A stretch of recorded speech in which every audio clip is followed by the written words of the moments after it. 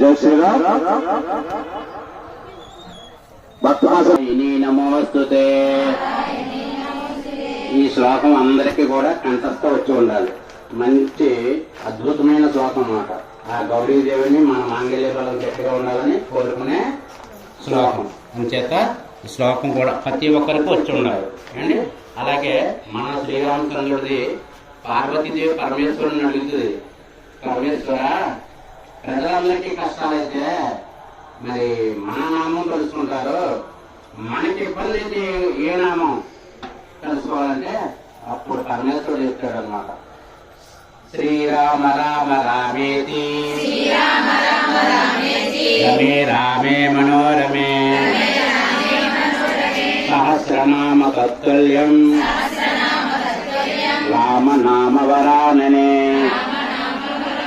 Srirama Rama రామేతి